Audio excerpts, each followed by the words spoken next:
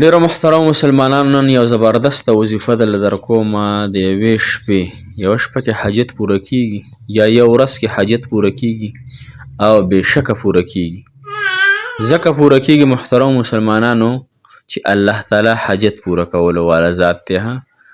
که انسان یو شپه نه چې 50,000 کاله کې انسان یو هم حاجت نشي پوره کولی 50,000 کاله کې، نو الله جل شانه حاجت پوره کوي او په یو ورځ کې هم پوره کوي، په یو میاشت کې هم پوره کوي، او بلکې الله تعالی په خپله فرمایي چې وشه نو بس هغه پوره شي، یا الله تعالی فرمایي موجود شه نو هغه موجود شي.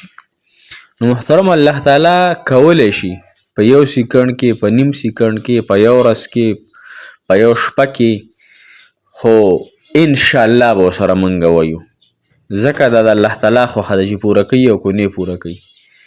ډېر خلک دا ګارنټي ورکوي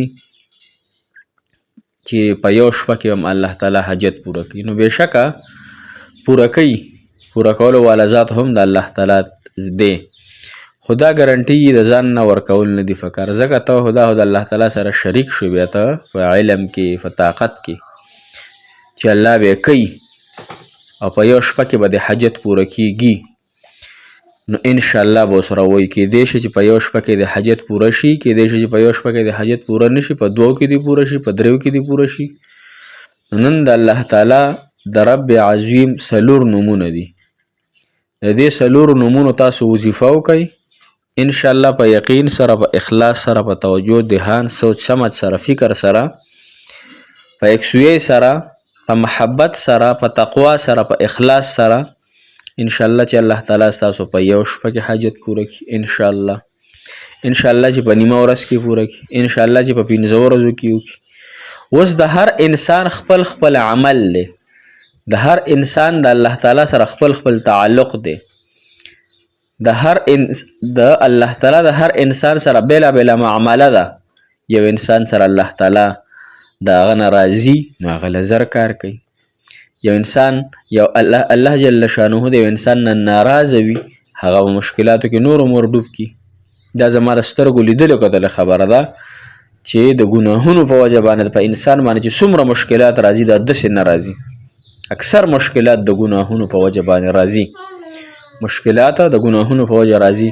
نو تاسو د ګناهونو نه هم پرهیز وکئ، څنګه پرهیز چې موږ په تب او په ټوخي کې او په بیمارۍ کې پرهیز کوو که نه د خوراک سکاک نه، نو دا ګناه څه دومره غټه شیز نه دی، خو صرف نفس دی، نو په نفس باندې خفه کېده او دا ګناه پرېږده. هره ګناه چې زما مالک کریم پرې خفه کېږي هغه هر چاته معلومه ده چې الله په دې خفه کېږي، په دې خفه کېږي، نو ګناهونه پرېږدوئ.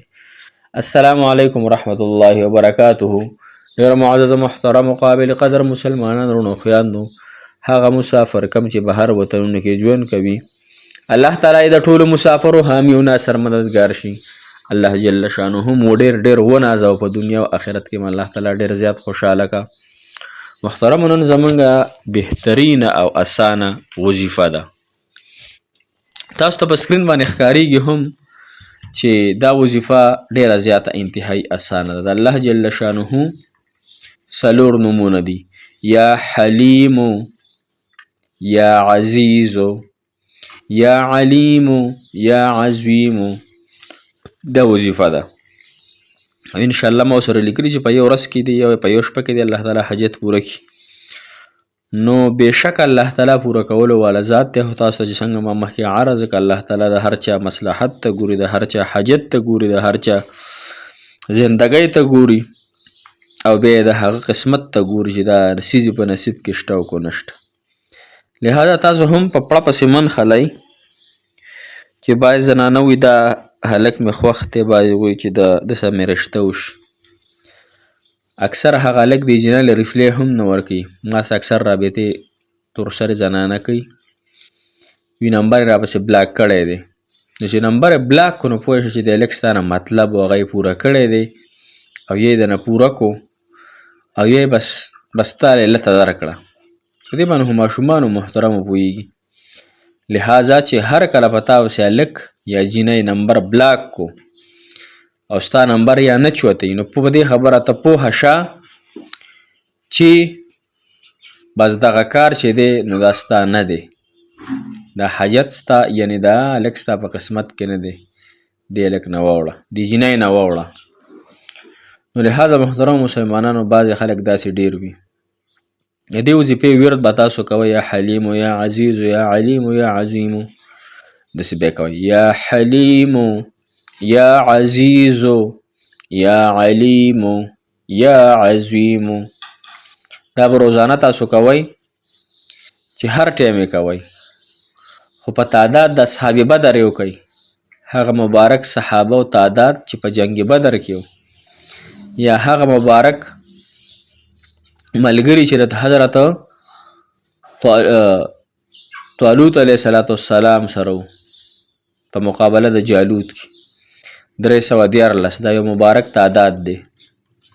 انشاءالله چې یو څو ورځې وکئ الله تعالی به ستاسو حاجت سره پوره کړي.